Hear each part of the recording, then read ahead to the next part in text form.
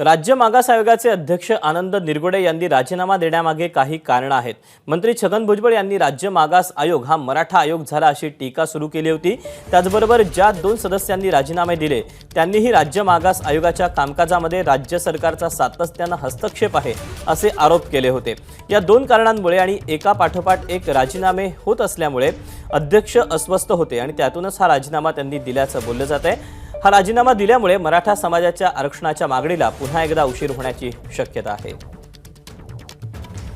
आपण याबद्दलचे अपडेट जाणून घेऊयात। राहुल कुलकर्णी आपल्या सोबत आहे। राहुल, एकीकडे क्युरेटिव्ह पिटिशनच्या बद्दलची सगळी गोष्ट प्रलंबित असताना दुसरीकडे मागासवर्ग आयोगाच्या अध्यक्षांचा राजीनामा येणं आणि एकंदरीतच त्यांची ही कारणं आता पुढे येत आहेत, याकडे नेमकं कसं बघायचं?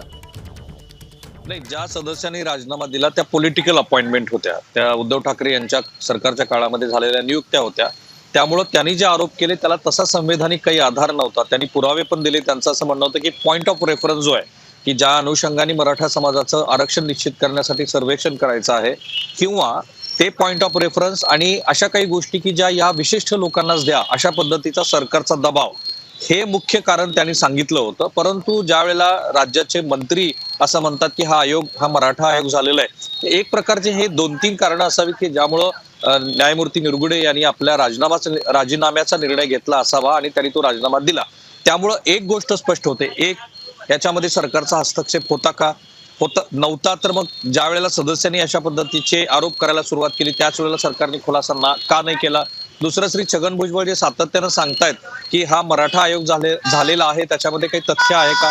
नसेल तर मग सरकारच्या वतीनं त्याबद्दलचा खुलासा का केला गेला नाही? आणि पॉइंट ऑफ रेफरन्स बद्दल जे हस्तक्षेप सरकार करत होतं असं जे म्हटलं जात आहे त्याला प्रशासकीय पातळीवरती पण खुलासा देणं शक्य होतं। यातली कुठलीही गोष्ट झालेली नाही आणि त्यामुळे एक प्रकारे ज्या आयोगाला आता केवळ 6 महिन्याचा काळ राहिलेला आहे त्या आयोगातले आधी सदस्य आणि आता थेट अध्यक्ष यांनीच राजीनामा दिला। महत्वाचं म्हणजे ज्या वेळेला आपण याची पडताळणी केली की हा मराठा समाजाचा आयोग असं म्हटलं जातं, ते खरं आहे का? तर त्याच्यामध्ये मराठा समाजाचे 2च सदस्य होते, पण उर्वरित सदस्य हे इतर जातीतले होते। पण आरोप आता असा होता की सरकारचा याच्यामध्ये हस्तक्षेप आहे आणि म्हणून आता होणार हे आहे की एकतर आयोगाचं कामकाज थांबेल, ज्या पॉइंट ऑफ रेफरन्सने सर्वेक्षण करायचं होतं त्याला वेळ लागेल आणि एकूणच आयोगाच्या विश्वासार्हतेबद्दल एक मोठं प्रश्नचिन्ह निर्माण झालेलं आहे।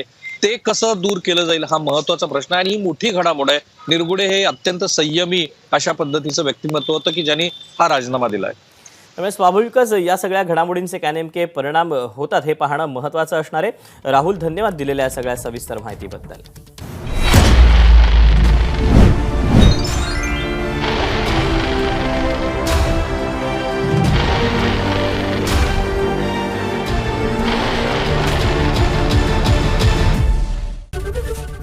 एबीपी माझा, उघडा डोळे बघा नीट।